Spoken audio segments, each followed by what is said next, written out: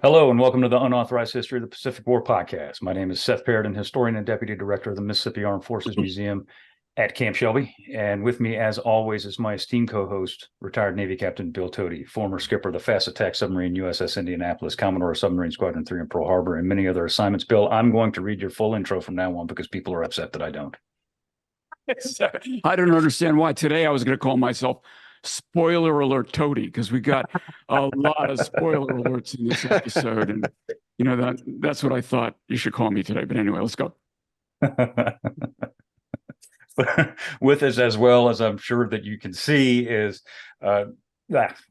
try again, stupid. With us, as well as I'm sure that you can see, is Tommy Lofton. He's joined us the last several weeks on reviews of these Masters of the Airs program, and always glad to have him.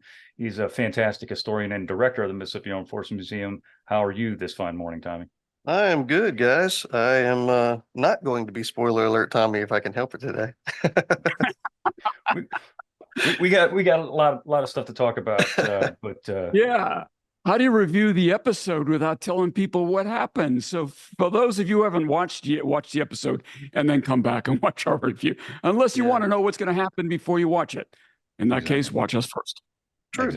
Exactly. So just for those who don't know, for the next several weeks, in line with our regular weekly release on the Pacific War, which we will obviously continue to do, we'll be doing an additional episode each week that covers our review of each episode of Masters of the Air. So that's what we're doing here. As always, before we get started, we do want to ask you to like and subscribe to our show and channel, as helps other people find our stuff. So please do so if you haven't already done so. Now, on with the show. So we are going to review Masters of the Air Episode 3. By far, guys, this... Go ahead, Bill. Part 3. I don't know why, but they call them... Yeah, go ahead. Yeah. I don't get it either, but such as it is.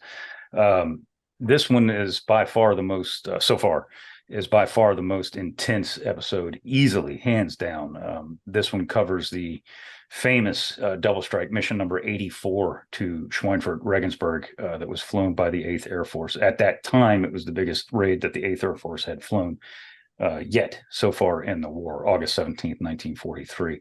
I don't know about you guys, but like I said, I'd been looking forward to seeing this one because this is a raid that I'd studied for a long time, and I knew a lot of guys that flew in this raid, not just from the 100th, but I knew a lot of guys that were in the 100th that flew in this raid too. So I was very curious to see how they portrayed this actual episode, and not just the episode, but I mean episode in history. And all I can say is I was not disappointed. It was everything I thought it would be, and frankly, and more. I don't know about y'all.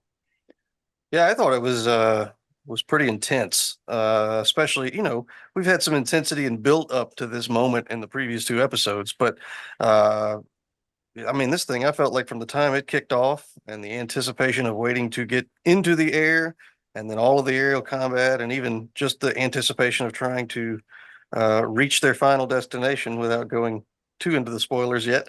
It was, edge of your seat. It was good. I was glad to see that Crosby's character was a little less Barney Fife. He was a lot more professional. I think we guessed last episode, or maybe episode before, that maybe they were trying to build up his character to make him more confident. He definitely seemed to be this time, and I was pleased with that. So what about you, Bill?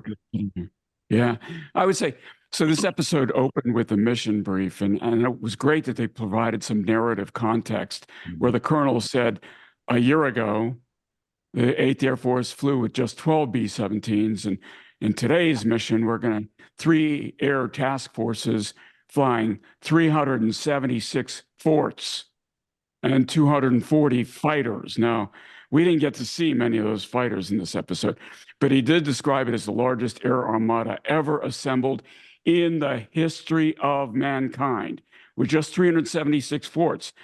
And you just wait, because as I said last week, before this war is over, we're going to be flying over 1,000 bombers on a single mission. Yeah. It was, and that's all 100% accurate too. I mean, I agree. I like the fact, and that seems to be a continuing thing where they're going to provide the briefing, and you have to, because most people don't know what happened on these raids, or they don't know why we're going to these raids or to these targets.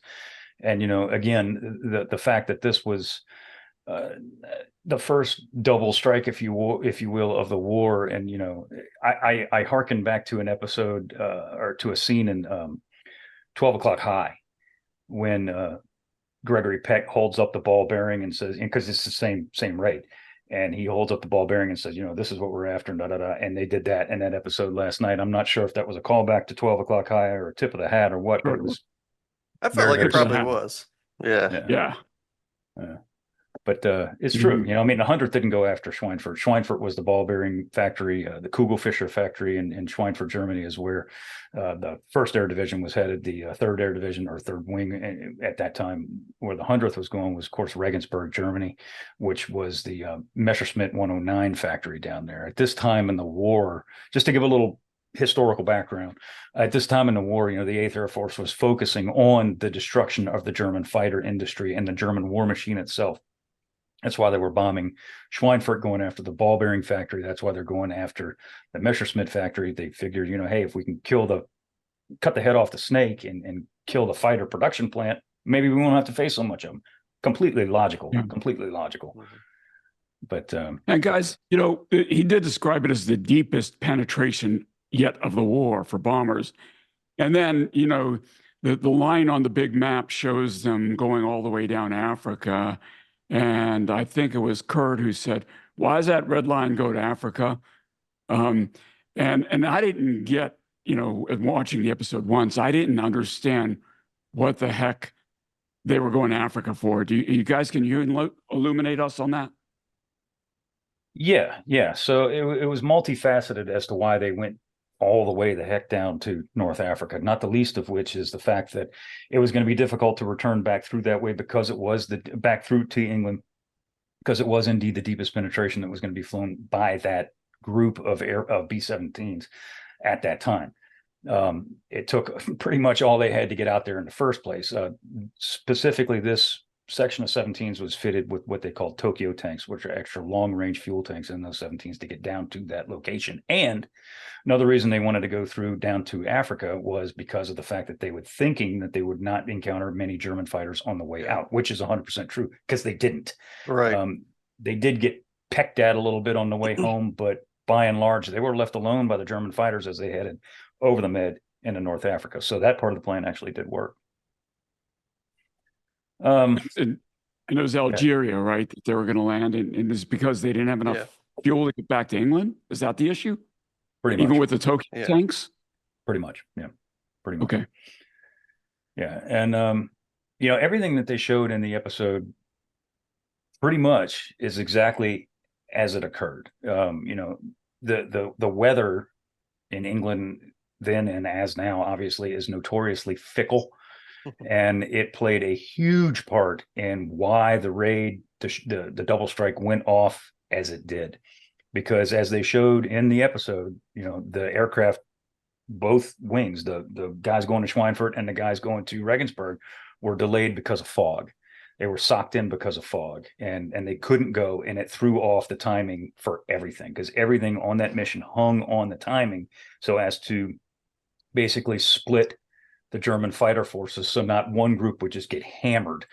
And unfortunately, that did not work out, because the 3rd Division, in which the 100th was a part, was under the command of, the 100th was not, but the 3rd Division was under the command of one Curtis LeMay. And Curtis LeMay said, we got to go. We got to go right now. And they actually said that in the episode. They said, I think they said Colonel LeMay wants to go now. He doesn't want to hold any longer. I don't remember the exact wording, but it was something along those lines. And that's 100% true. LeMay was like, we got to go. If we're going, we got to go now. Well, and he was getting pressure from Washington too, if I remember correctly. And it wasn't even, I may be wrong, but I don't think it was even entirely him, because I think he was kind of looking at it like it may be a wash. I seem to remember Washington putting a lot of pressure on them continuing that mission, moving then. And, I know that was also, they showed a little bit, but multiple delays too along that waiting period. I mean, can you imagine you already know this is going to be one heck of a mission, something unique, brand new. Your anticipation is high. You're nervous, of course, especially after going through so much already. And then you're having to sit there and wait and wait and wait, basically wait to die in a lot of ways. And I think it's kind of a, poignant thing to see where they have the chaplain under the Yeah. wing there, praying with several airmen, and kind of all the different conversations and things guys are trying to do, and reading books, whatever else to try to occupy their time, but also keep their mind off of what's ahead. I think in some ways, because that has to be. I can't imagine having to sit there and wait and wait and the idea that if you wait and do this another day, that's even that much more time these guys are going to be thinking about what's ahead of them. Language. Yeah. Yeah. And I do like the way they portrayed the pre-mission boredom. As you said, it's a Yeah. combination of boredom and jitters, because you know you're going to eventually have to fly this mission, and it might just delaying the inevitable. And to make matters worse, the 100th was tail end Charlie on this mission, which is the worst place to be, right? 418th lead squadron was Major Kidd, and Egan was going to be the reserve command pilot of the group. And people were asking, what the heck is a reserve command pilot? It's a command pilot when the main command pilot gets killed, dudes. And then Major Veal in the 349th, and then all of that going on. Of course, the tail end of the tail end is Buck's squadron, and the last plane in Buck's squadron is Biddick's fort, and that is absolutely the worst place to be from the standpoint of facing fighters. Yeah, they used to call that section Purple Heart Corner for good reason. And when in any briefing, when any group, I don't care what group it was, when they found out they were the low group, there was a unanimous groan going through the briefing rooms because they knew they were going to get hammered, and they were. Yeah, the German fighters are going to go after the lowest target every time. And you did say that Colonel LeMay said send him up now. Yeah. The group commander, the colonel, I can't remember his name, said Harding, sending him straight into hell alone. Yeah. And that just kind of sets the stage for what's about to happen. And that's a hell of a call for him to have to make, as a commander, knowing what's really, these guys don't know this when they're taking off, but they're up there alone. Of course, they figure it out, and you see that in the show where they're looking around trying to figure out where all the other aircraft. But I can't imagine being in his shoes and having to make that tough call, knowing what's more than likely about to happen, especially knowing that the entire Luftwaffe will only have one set of targets, if you will, instead of have it split between Regensburg and Schweinfurt. And that's the key takeaway from this specific raid, which I think was portrayed in the show very, very, very well, is that the thought was by launching both of these groups, Schweinfurt and Regensburg at the same time, or as close to the same time as they could get, and then splitting, they're going to force the German fighters to pick one, or at the very least split their forces. And of course that doesn't happen because if I remember correctly, and again, I said no notes last time, I took very few notes this time. Schweinfurt was delayed an additional 3 hours, and there may be, give or take, but it was no less than 3 hours after Regensburg took off. So the German fighters had time to hit the Regensburg force, land, and then refuel, hit Schweinfurt, land, refuel, and hit Schweinfurt on the way out. So these guys just got hammered all the way in. They started picking up German fighters once they crossed the French coast, and they did have some Allied escort. If I remember correctly, there were Spitz and P-47s. And basically, they could only go so far. And they turned around, and literally there were guys. I remember Joe Armanini saying, he was a bombardier in the 100th on this mission. He said that, you watched the fighters turn around and go back to England. And by the time you turned around and looked back ahead, the German fighters were coming in. So, it was all the way in. Well, the Germans definitely knew the range and limitations of our fighters at this point, and they weren't going to try to tangle with them if they could help it, for sure. Yeah. Well, the B-17s start flying. It's not long. The flak stops almost immediately, and the fighters show up, and that's when all hell breaks loose. Yeah. And that was something I think they did very, very well in this episode too, was the lack of flak. And you'd be like, well, this is an important target. Why wasn't there a lot of flak?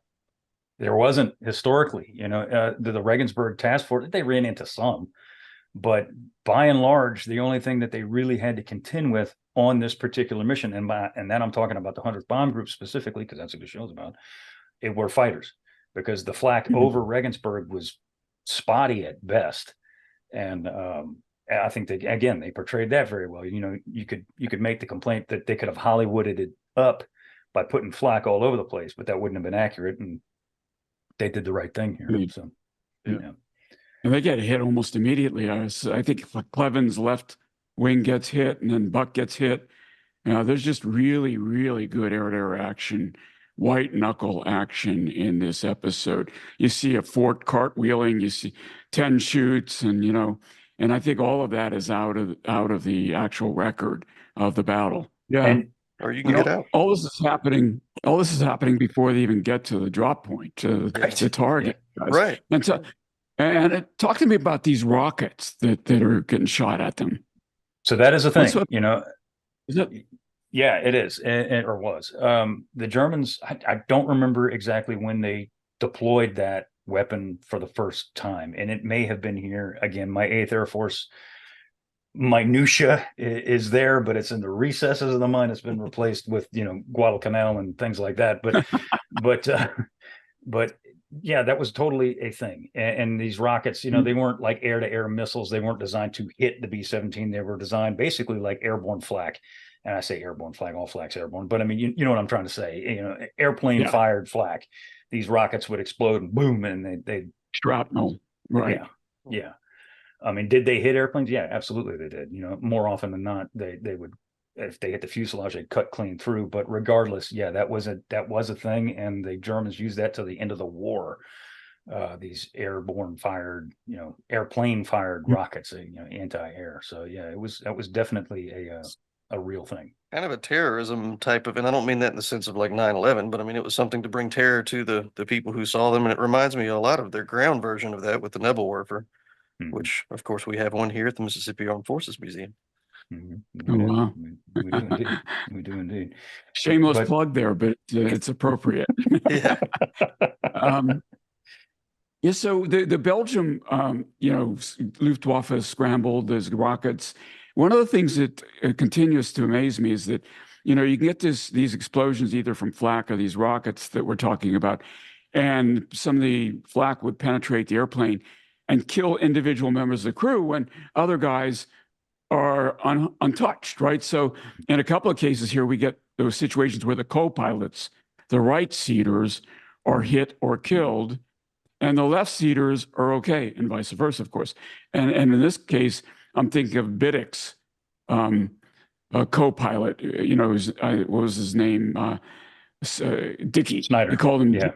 Right? Mm-hmm. Yeah, Dicky gets hit, and Biddick's saying, "Stay with me, Dicky," and there said people saying he's dead. No, he's not dead. He's breathing, and going back and forth like that. Kind of thing is pretty interesting as well.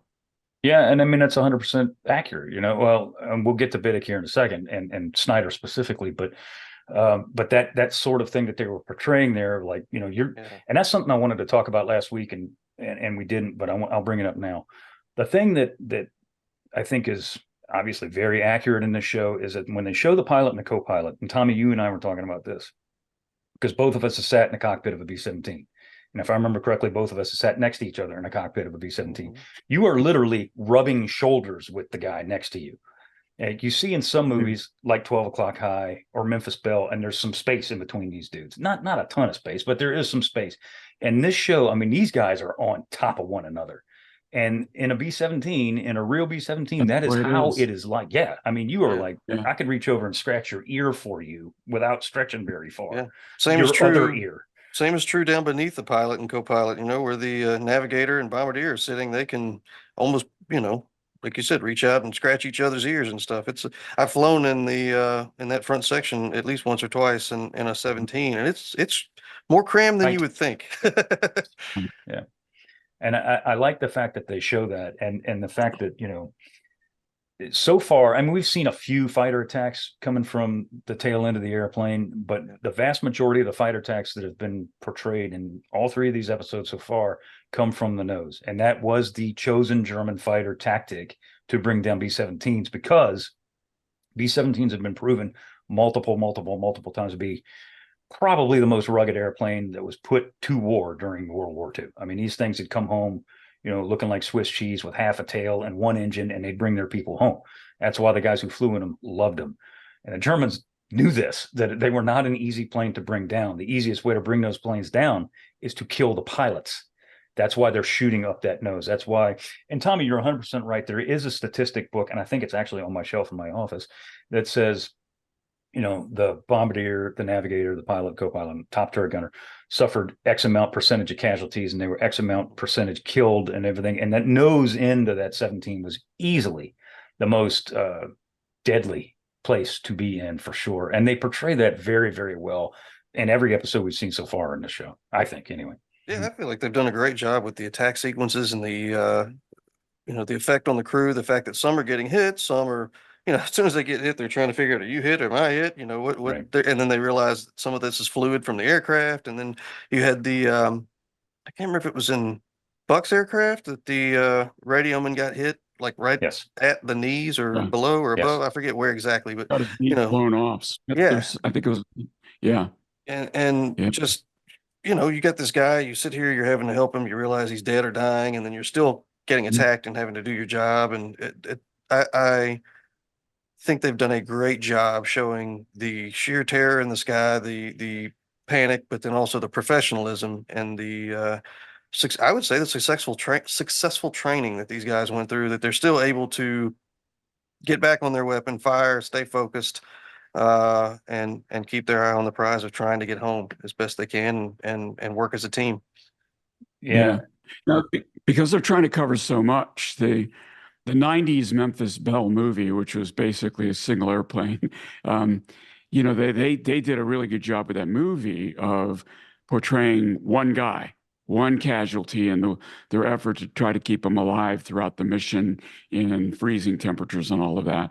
Yeah. And because they need to cover so much in the miniseries here, they don't stick with that one guy, so you don't get that full character arc through the casualty that you might get in Memphis Belle, but they cover so much more so well, Mm-hmm. including, for me, what's been the saddest moment in those 3 episodes we've seen so far. Are you ready to talk about that? Yeah. I'm assuming you're referring to Curtis Biddick. I am. The character of Curtis Biddick, because I really like that character. The person and the guy and the actor playing him really kind of clicked for me. Yeah, and we went into that last week, and then bring it up again. They portray him to be a New Yorker, and of course he was. And he was born in Wisconsin. He was raised in California, and he is a very likable character. And again, a spoiler alert: if you don't want to hear this, mute. But Biddick dies on this Regensburg mission. He is killed in action, and that's one reason that I kind of had an issue with the way they portrayed him, as I knew that he was not making it home in real life, but such as it is, the way they portrayed Biddick's crew, the way they portrayed Biddick's airplane going down was accurate to an extent. There were a few things they kind of missed, and a few things they kind of messed up. I don't know why, but the one instance, the thing that stands out to me more than anything else, is the way they showed Dicky Snider, who was Biddick's co-pilot, who's a flight officer. The way they showed him dying in the right seat of the airplane is, by all accounts, not how the man died. Biddick's airplane got hit by German fighters. 20 millimeter shells came in there and literally just punched the thing full of holes. It was very obvious that the airplane was going down. There was an oxygen fire in the aircraft. So, I mean, the thing it's going down. It is burning like a Roman candle. And Biddick hits the alarm bell, the bailout bell. Everybody get the hell out of this thing, like now. And his co-pilot, Snider, in reality, by all accounts, and by that I'm saying eyewitnesses from the 100th Bomb Group watched this happen with their own eyes, said that Snider climbed through a shell hole in the right side of the airplane, stood on the freaking wing of the bird as it's going down, reached back inside of the airplane, put on his parachute, and jumped. When he jumped, he hit the rear horizontal stabilizer of his own B-17, and it killed him. Yeah. He was not in the airplane when it went down at all.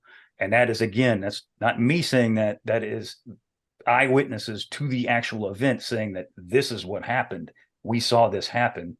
And for whatever reason, they did not portray it like that. And I frankly don't understand why, because that's like literally like something you'd write for a movie, except it happened in real life. So, you know, They do I don't get that. show separately another guy free falling, Yeah. slamming into an airplane Right. and get killed. But that wasn't Dicky in this show. They didn't show it that way, right? No, No. no. So you said they put on why aren't they wearing their parachutes while they're flying? They put them on before they bail out. Well, sometimes they would, sometimes they wouldn't. Like the ball turret gunner, by and large, could not, if he was a Could not fit in. Yeah. Right. fairly couldn't good sized guy, he couldn't fit in there with the chute. They had a safety strap that went right in between their legs that would, if they were to fall, they would theoretically catch them literally by the balls and keep them from flying or from falling out of the airplane. And then they'd get in there, put the chute on and get out. But I mean, again, back to my earlier comment about you're sitting on top of each other in an airplane. A lot of times you don't have a chance to wear a parachute because you can't fit. So, you know, yeah, I mean, some guys may have been able to, some guys may not. I like my large individual self. I can guarantee you there's no way I could fit in an airplane with a parachute. I can barely fit in it now. You know, so there's no way, but that was a thing. I mean, that was a real thing. The other thing about Biddick that I want to mention, for historical accuracy's sake, is that when they show him going down and Biddick's riding the bird into the ground and he's going to try and put it on the ground and belly landed, and that is apparently true. Again, you know, at this point, nobody's actually in the airplane, but eyewitnesses watched the airplane go down. So, and among his crew that survived them, you know, that became POWs, they watched this happen with their own eyes. The 17 was heading towards a German village, and forgive me, I don't remember the name of the village, and it is a village. It is like, you know, Mayberry, and eyewitnesses on the ground, German eyewitnesses, remember this plane coming towards the village, and they're all like, "Oh my God, we're all going to die." And at the last second, they see the 17 veer off and put it down in a field. And apparently that was Curtis Biddick trying to avoid the German village with his burning B-17. And as he tries to put it down in the field, apparently he just lost it, and it went down in the field, and of course explodes like they do show it in the show. Yeah. Yeah, because an oxygen fire was going on at this time, so it was a fuel tank to be penetrated, and the whole thing is going to go up. That's the way they show it. Yeah. So it you know, there's a couple things there that didn't happen, that I'm really not sure why they didn't show it, because it's, you know, as they say, truth is stranger than fiction, and that's the truth. But aside from that, I couldn't find anything to nitpick if I tried with the rest of the episode, especially when it came to Gale Cleven. We talk about 12 O'Clock High. Of course, the author for 12 O'Clock High was a guy named Bernie Lay. Bernie Lay flew in the B-17 called Picadilly Lily with the 100th Bomb Group on the Regensburg raid. So a lot of the things that you see or read, depending on what you want to do with 12 O'Clock High, were inspired by this raid from Gale Cleven. The instance that you see where he's arguing with Norman Scott, who's the co-pilot. Yeah, that's accurate. 100% accurate. The other co-pilot wants to bail out, and Buck says, "We're going to sit here and take it." He's grabbing him. "We're going to sit here and take it." And he said, "The Krauts are heading back to refuel. We're going to do this." Yeah, and that's 100% accurate. That is, you know, by all accounts, again, hearing over the radio, that is precisely what the man said. "You son of a bitch, you're going to sit here and take it." That's exactly what he said. The thing about Cleven for this one that they didn't mention in the show, maybe they'll do it later, I don't know, is he receives the Distinguished Service Cross for this raid, in particular for his leadership in this raid, which, as we all know, is second only to the Medal of Honor, folks. And he was put in. Was this where he was put in for the Medal of Honor first? Correct. Okay. Correct. Yeah. And then I seem to remember he even said he didn't earn it, and, you know, felt humble about that. But it's a pretty powerful story for sure. And back to Biddick, you know, if you take away the historical inaccuracies, I do like that way that they portrayed the drama. It was a little gut wrenching to watch. You know, he's a very confident guy anyway.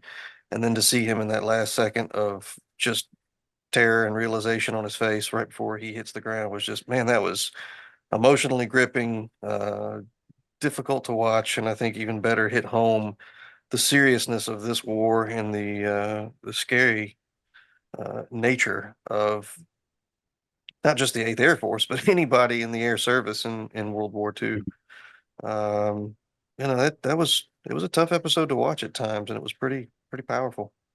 I thought it was awesome. Absolutely I really was. did. Yeah. But yeah, I Oh, mean, go ahead. I was gonna say I do want to jump in and at least half correct myself from a previous, in the communication sense. And I went back and looked at some old AARs from some other stuff. I was discussing, I think in the previous episode, about the intercom system and communication system and how they would probably, some of them would, refer to each other by first name, and did find where even crews that had served together for a while still referred to each other as pilot and co-pilot.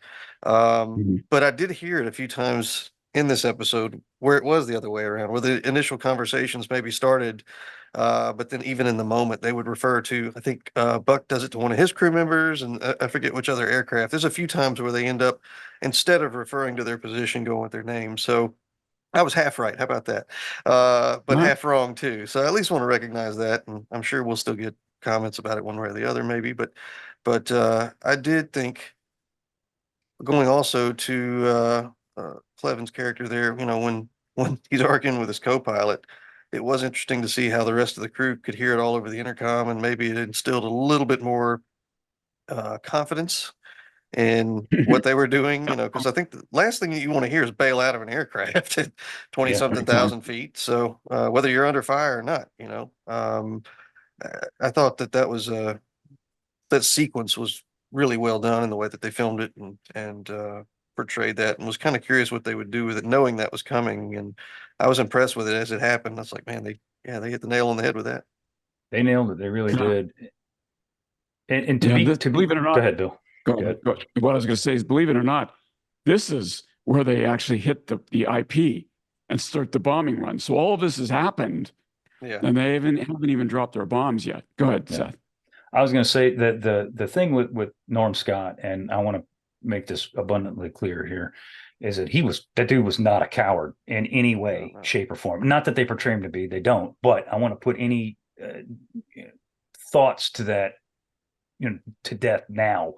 Number one, anybody who could climb in a B-17 and fly over occupied Europe in 1943 unescorted, you couldn't be a coward physically. It's just not possible. Number one. Number two, the man was not by any means. And from all accounts, again, people who saw the airplane, which was shot to hell, they had a very legitimate reason to bail out of that plane. It was Cleven that was like, we're going to ride this bad boy all the way to North Africa, which of course they do. But so Scott wanting to get out of that bird, it's not him, being yellow or anything like that. No, I mean, he had a legitimate reason to get the hell out of that airplane, and his crew did too. It was Cleven that said, nope, we're going to sit here and you're going to take it, and we're going to get through this thing, and we're going to drop our bombs, complete this mission, and get the hell out of here, which they do, which is one reason that Gale Cleven gets the Distinguished Service Cross, is because of that action, which I thought was outstanding, the way they portrayed it.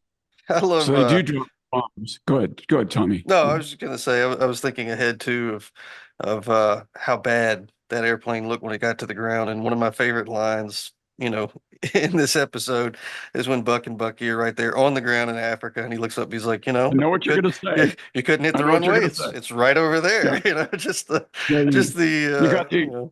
You got that airplane all the way to Africa, and you couldn't get it to the runway. Yeah, I like that they, there's not a ton of humor in this episode, but that was a nice respite, I guess you could say, break from the intensity of the rest of that episode. But also, you could see it was said in love, also recognizing that they were both happy to have survived what the heck they just went through. But I love that they I don't know, I don't know if that was ever really said or not, but I give them a thumbs up for at least adding that little banter in there.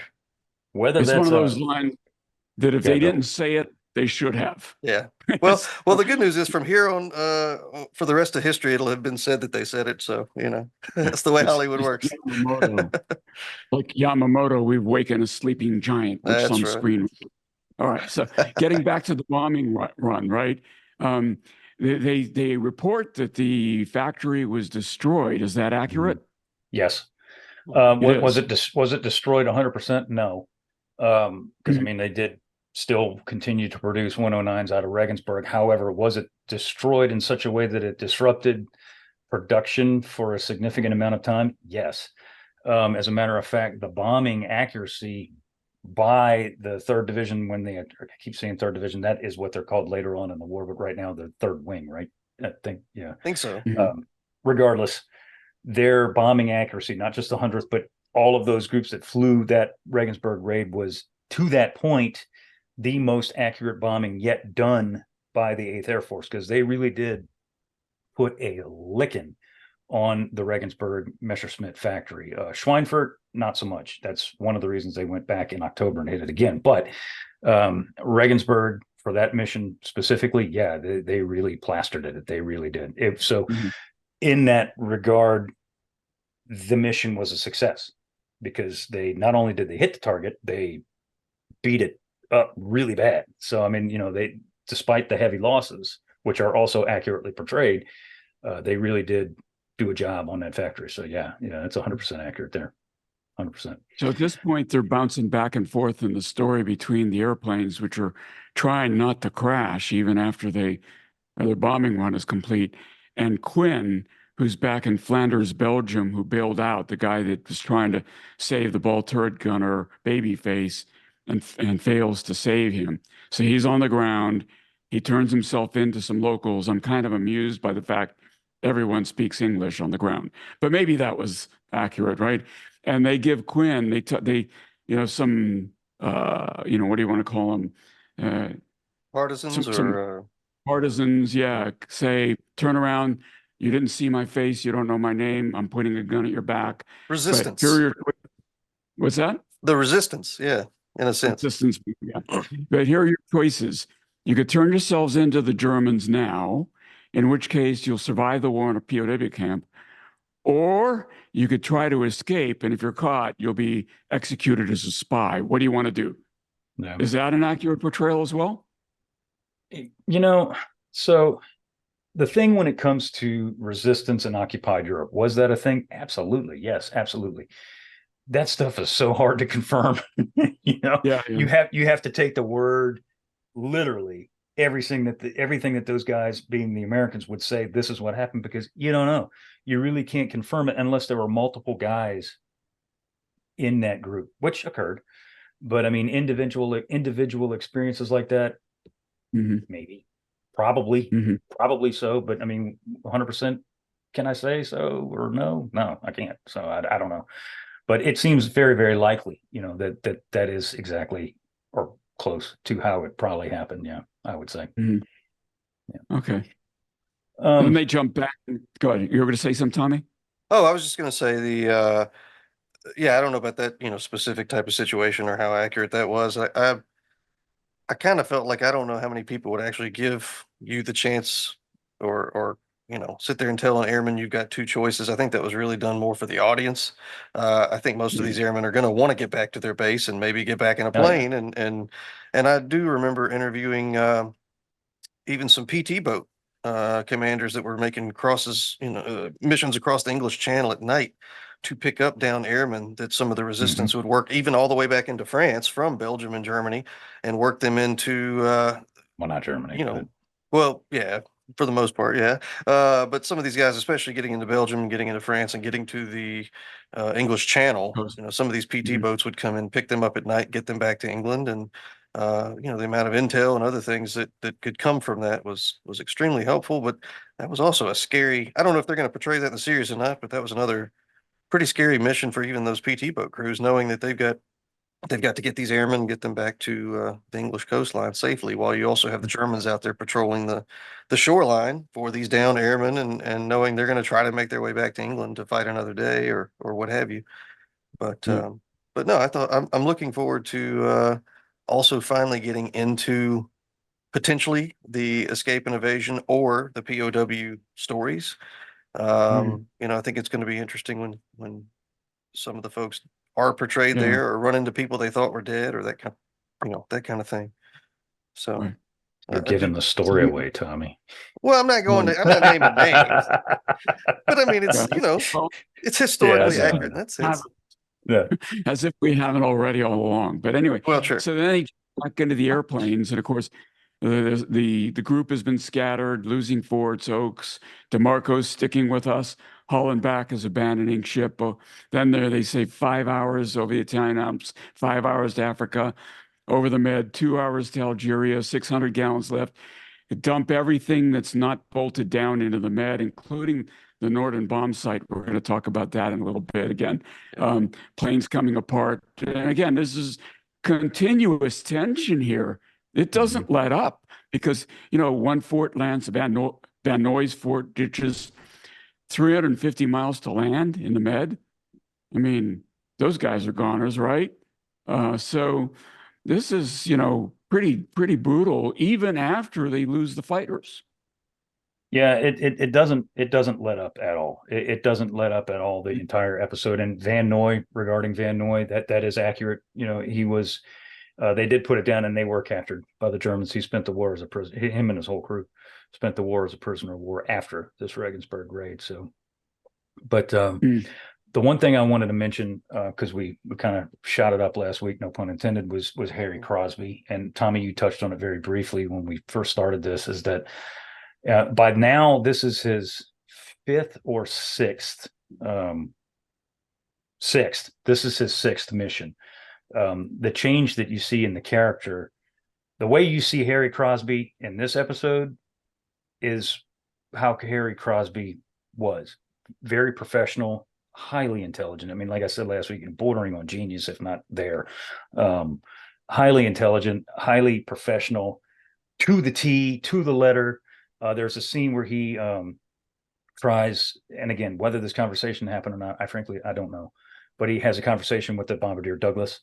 And he's like, I need to write down when Biddick went down. And he's like, nobody, who the hell's paying attention to that? We were, in the middle of something here.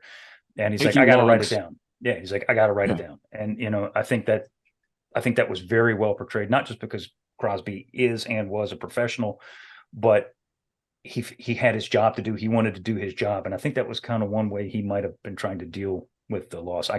Maybe if I mark it down, maybe it'll help, whatever. I don't know.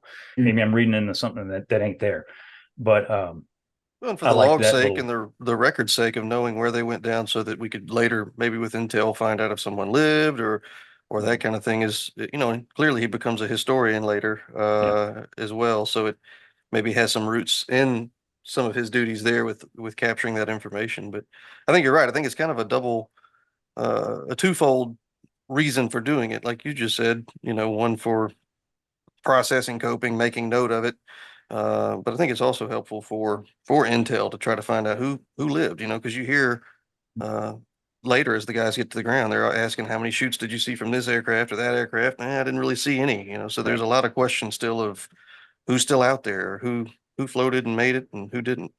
And that kind of thing goes into what are called MACR's missing aircraft reports, which are available online, by the way. Fold 3, if anybody wants to look them up, they're there.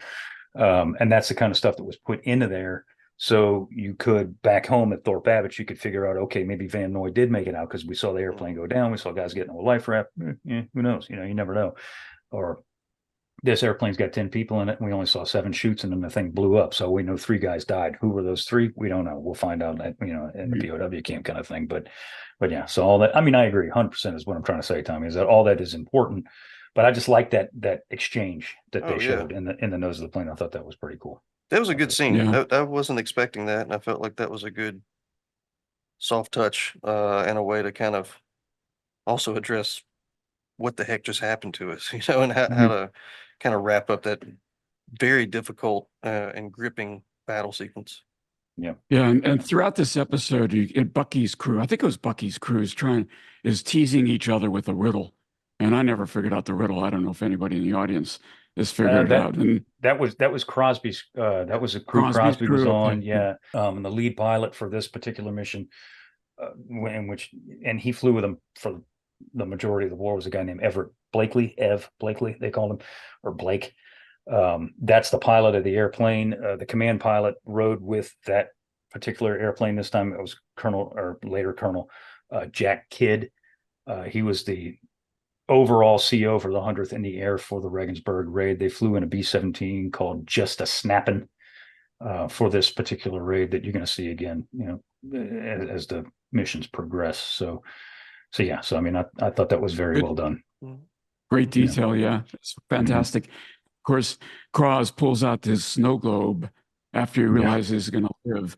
And then when they do finally make it to Algeria and land, he kisses the ground. I know that that's accurate as well.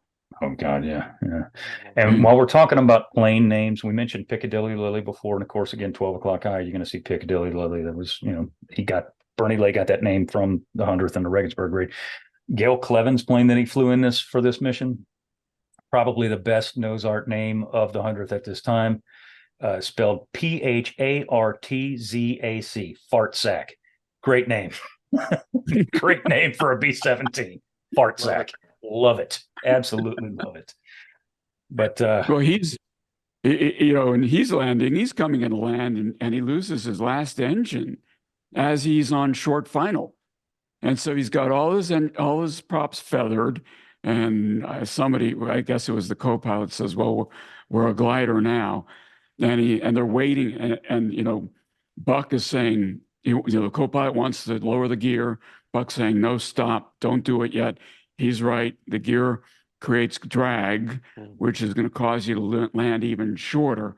So he drops those gear at the last possible moment, and they still land short of the runway. Yeah.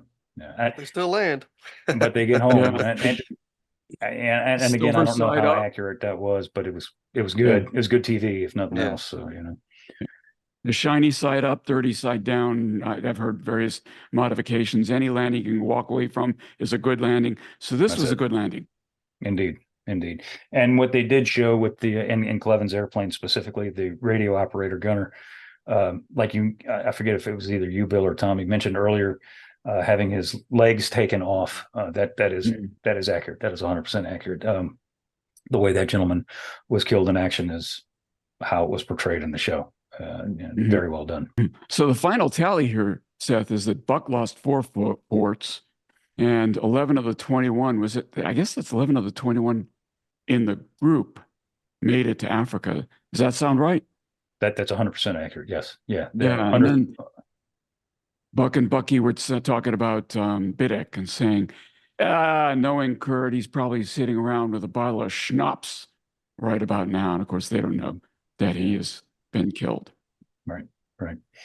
And the heartbreaking aspect to this, the whole air war, is that unless you saw an airplane explode, kaboom, in front of your face, which happened obviously often, or if you happen to be in a prisoner of war camp with that guy, like Tommy was saying earlier, you didn't know if they survived, or not. If you were lucky enough to make it all the way through your tour, more often than not, you would not know what happened to Curtis Biddick until after the war.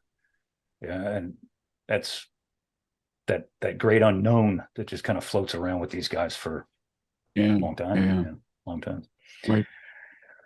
So, well, anything I was going to talk about some of the comments that we got from viewers, Seth, but is there anything else you want to say about the episode before we close it out? I just want to say that, like we did last time before we get to the comments, is, give our assessment of the episode now. And because I'll go ahead and start because you asked me. So I think it was outstanding. I really do. I mean, with the exception of the story about Biddick's co-pilot that didn't happen the way they showed it. Aside from that, I thought it was absolutely, by far, this is the best episode so far. I thought it was great. I really did. I thought it was fantastic. But you, Tommy? I agree. Yeah. Oh, good, Tommy. Yeah, I'll agree. It was quite possibly my favorite episode so far. It was probably one of the hardest episodes to watch. One of the more, not just for the intensity, but I mean, just even if you, I have to imagine, even if you're watching this, most of us obviously know this history, familiar with this history, but even those who maybe are watching this for the first time, but never even heard of the 8th Air Force, I've got to think this is still going to be an impactful episode for them within the whole series. Even from just a patriotism standpoint, everything else, I just felt like that entire episode was just one big, emotionally moving and powerful creation on the screen. So kudos to the folks who put that episode together. Yep. Yeah, I agree that it was the best so far. My only worry, I guess a good worry to have, is it was so good. I don't know how they keep up with it. I don't know how they keep this level of intensity going. Is this going to be the pinnacle and it's going to decline from here? Are they going to have to add other dramatic aspects like romance and all? Are they going to have to Hollywood it up in future episodes to keep the attention? That's how good this one was. Yeah. I hope they do, without Hollywoodizing it, but that's a good problem to have, I guess. Well, spoiler alert. Yes, the drama does continue to mount as the war goes on. This is by far the hardest raid that these guys have flown yet, but this ain't the hardest that they're going to fly for the war. I More to guarantee come. you. More to come Mhm. for sure. More to Mhm. come. All right. All All right, right. Bill. Hey, so I got some comments that I absolutely agree with, some viewer comments, and then we can tackle a couple that were just plain old ridiculous. But I thought we'd go around, and the first one I wanted to say that I absolutely agree with was somebody mentioned that the RAF guys that we talked about in the last part two, not episode two, they were typical RAF guys, sneering and I thought, you know what, the irony here is that it's made in England and nearly all of the actors are English. But I thought the comment was fair that perhaps they did stereotype the RAF guys a little bit too much. What do you guys think? I would agree with that. I mean, were there guys like that? Yeah, sure. I mean, yeah, there's no doubt. Mm. But I would say, again, from everything I was told by guys who did this thing in real life, that when it came to interactions with the RAF, be they bomber pilots, fighter pilots, whatever, it was that mutual respect. You know, like you're doing this and we're doing the same thing, albeit at different times of the day. Um, and there was that mutual respect pretty much all the way around because each group knew what the other group was facing and they were facing Mm. death every single day. So there was that camaraderie there. Was there a rivalry? Of course. Yeah. I mean, hell, there's a rivalry Mm. between the Marine Corps and the Army, everybody Of knows course that. it was. Yeah. But was it a friendly rivalry more so than a physical rivalry? I would say, yeah. Were there fights? Yeah, sure. But I mean, by and large, from everything I was told, it was a Mm. brothers in arms kind of thing. Yeah. Good. Yeah, I think so. I The think next, that's true too, because it's you put a bunch of young or even not so young airmen and pilots and other stuff, give them a few drinks, everybody gets a little cocky. And I Oh think yeah. it also may have been sort of a hat tip to this is probably too early in the timeline, but later on the adage like, was it overpaid, oversexed, and over here, and some of the frustration yeah. where after a little while, I think the Brits probably get Mm. a little tired of us being everywhere that go, especially if they're trying to pick up a date or something. But um, I thought it was okay. Yeah. Great. The next comment I wanted to raise, Seth, was I love this one. Comment was written by an actual B-17 pilot who has hundreds of hours flying B-17s. And so he was agreeing with our analysis that most of the CGI of the B-17 control surfaces and all that was accurate. He's saying, and it did a great job. In fact, this pilot has actually flown into that very field in Greenland. And he says it looks exactly like that. So we got, kind of reinforcement from a real B-17 pilot that our amateur observations of the way the B-17 was rendered in the computer generated imagery was accurate. That was cool. Yeah. That's always nice to get affirmation from guys who know what the hell they're doing. Yeah. And the next comment was about the Norden bomb site and our point about the fact that we could do this daylight precision bombing, but with the Brits couldn't. And somebody gave me a history lesson on that bomb site. I told you I knew where it was designed and built in the United States in a factory, not so little, big factory outside of Indianapolis.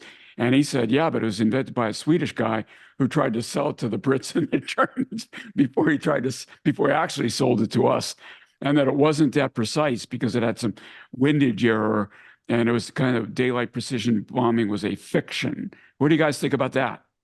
I agree with that 100%. I thought we were kind of clear on our comments regarding the Norden that, you know, it was a top secret thing within the United States Army Air Forces, and that, but it really wasn't all that effective. I thought we kind of made that point, but to hit that home again, no, he's 100% right. The Norden bomb sight was supposed to be the secret weapon for the 8th Air Force, well, not just the 8th Air Force, but I mean, any bomber that put it in the nose. And it wasn't. I mean, again, as I said, you know, if you look at the archival footage in these bombing raids, they're killing a lot of deer a lot of times. You know, they're making new holes in the landscape as opposed to where they need to be. Do they hit the target? Yeah, of course. But there's a lot of times where they couldn't be farther off target if they tried, and that was what utilizing the Norden. So I mean, there was no precision bombing in World War II. There wasn't. The most precision instrument you could use to hit a target with a bomb in World War II was called the Dauntless Dive Bomber, and even then, it wasn't. You know, it wasn't very accurate. So good. I was also heartened to see that the writer, we caught the attention of the writer of Masters of the Air, and that was very heartwarming and reassuring that we got some pretty big high-powered dudes watching our little review of this major release. Yeah, so what did you think about that? I mean, Tommy, I mean, I think it's awesome. You know, it's always nice to know that people appreciate. I mean, and you know, our regular show gets a lot of views and a lot of hits, and I love you guys. Thank you all very much. But this is a new venture for us, and not completely foreign, but it's a new venture for us. And the fact that the writer for the show watched both episodes, and I'm assuming this one too. I don't know, who knows. Thank you, and appreciate it. You know, I mean, that's cool to know that the guy who wrote the show is looking at the stuff that we do, and for the most part agreed with what we said. So hey, we ain't wrong. Yeah. Fantastic. And my last comment where I'm kind of agreeing with it is I was pretty hard on the music in our last review, where I said it doesn't grip me and hold me the way the music from Band of Brothers still does today. So somebody encouraged me to go back and listen to the theme song a few more times. And okay, it's growing on me, but it didn't change my opinion. I said the same thing to my wife, who started watching the first episode the other day with me. And I said, you know, as much as I love that music, I don't remember loving the Band of Brothers theme the first 2 or 3 episodes. I think it wasn't until and same's true for the Pacific, until the entire series had gone through, until you've been emotionally invested in the storyline and the characters and the drama, that it really, I don't think it really, you know, hit home or created a place here for me to remember it and have an impact, not just about that series, but to be able to relate it to World War II in general, or to the specific, you know, role of an infantryman or a Marine, if you will, in the Pacific. And in this case, it'll be, you know, an airman. I'm curious to see how we feel about the music, you know, 8, 9 episodes later, or into the series, if we feel more impacted toward the end of the series than we do now. Yeah, you're saying is after it has evoked a bunch of emotion from us, Yeah. maybe the music will anchor all of those feelings, and when you hear the music, those feelings will come back. That's a fair point. Yeah. I'm waiting to see if that happens, Tommy. We'll see what happens. Yeah, good.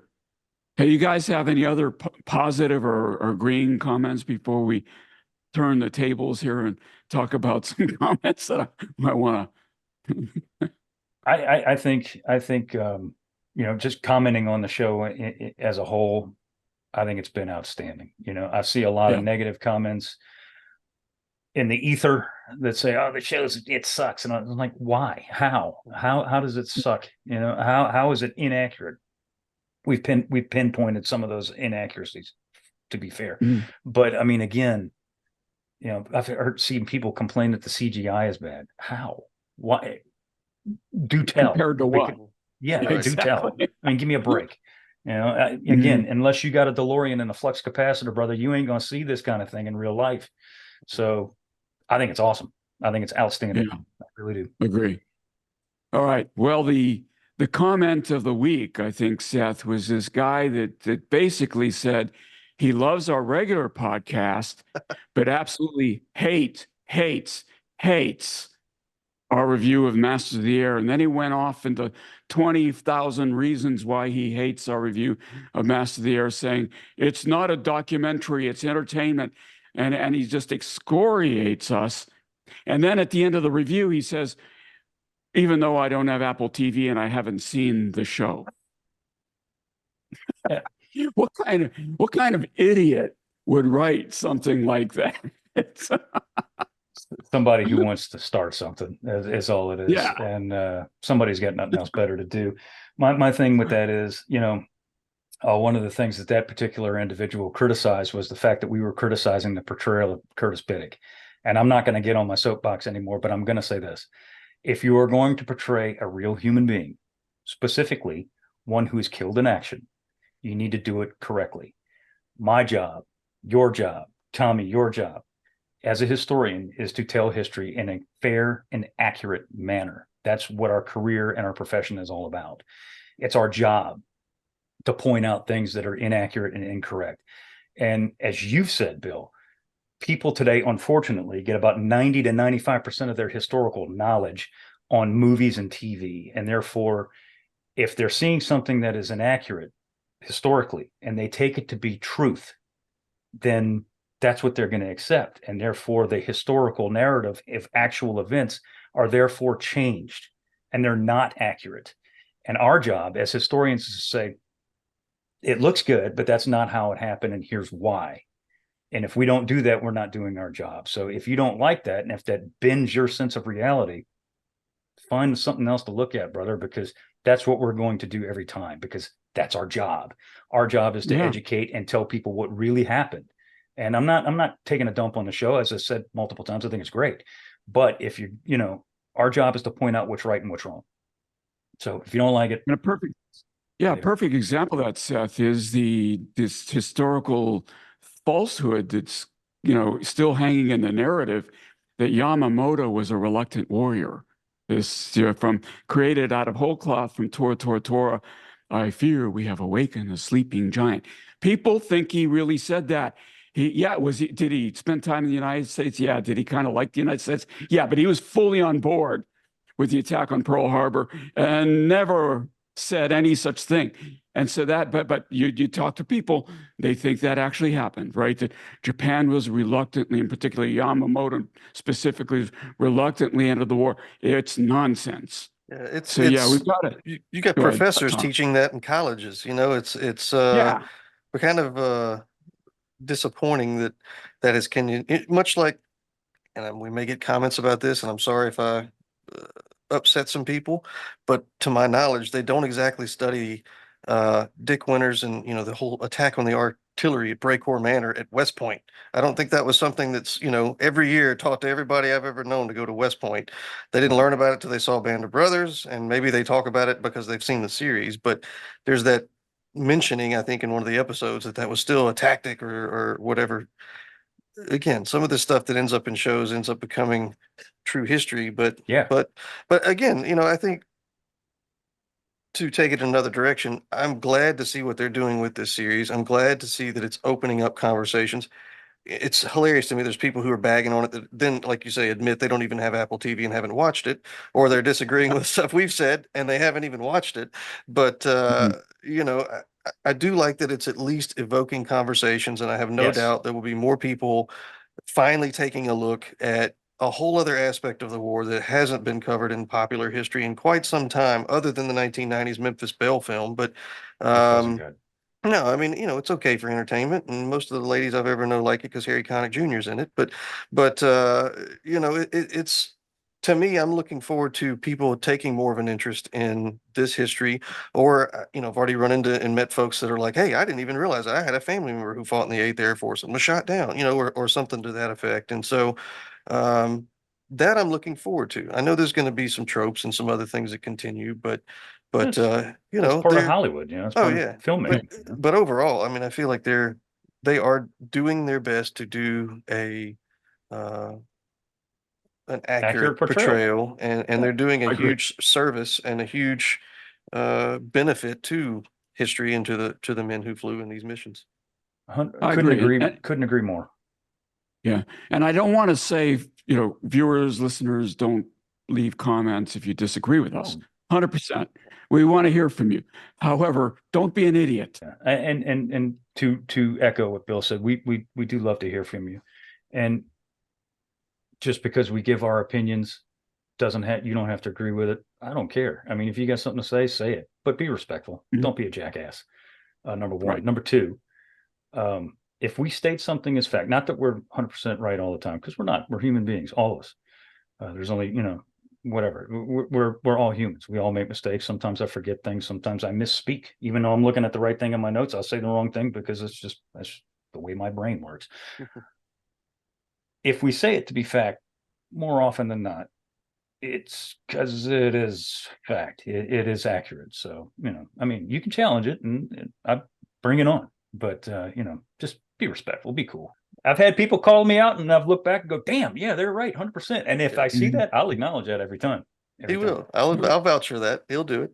You know me long enough. I have. You're good about that. I do want to ask y'all really quickly too. Did you watch the promo for next week and what are you looking forward to? I did not. So I 100% honesty. I watched the episode last night, as I said, with a raging sinus headache. And when it was done, I was emotionally and mentally spent. I was like, I am done. I shut the TV off. I made my notes and I went to bed. Yeah. So no, I haven't. I will. I'll look at it later. Yeah, I saw it at the end of the episode. And I mean, I know what happens. It's the Bremen raid on October 8th, 1943, which is the beginning of what's called Black Week. If anybody and before we sign off, I want to pile on what you said, Tommy, just a couple minutes ago about historical accuracy. You can see my dog in the background back there. But insofar as what you digest, the general public digest on television, be it Masters of the Air, the Pacific Band of Brothers, Flags of Our Fathers, Sands of Iwo Jima, Battleground, whatever the hell, this show, pick up a book, man. Pick up a book and do your own research and do your own reading, because don't take everything that you hear on the internet to be fact, because not all of it is.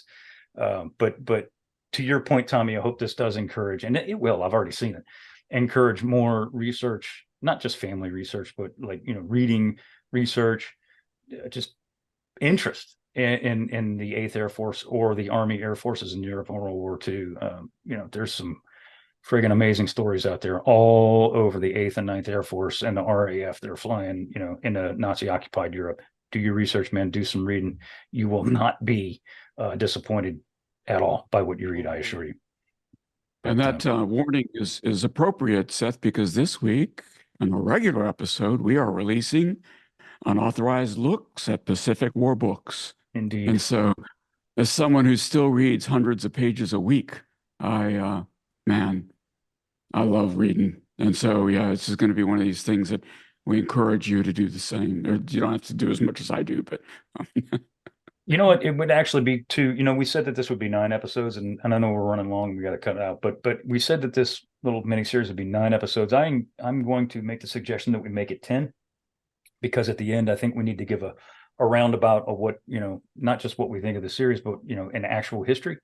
And then in terms of books, there's some good ones that we can give a list of that are, well, not in this room, but because I'm at home, but in my office right down the hall from you, Tommy, and I know you got some too. And I know you probably got some too, Bill, that we could recommend people that, hey, look, read these kind of thing, or look at these, whatever you want to do. And, that'd probably be a good idea too. So maybe we'll do 10. How about that? Kind of make it a nice. Good.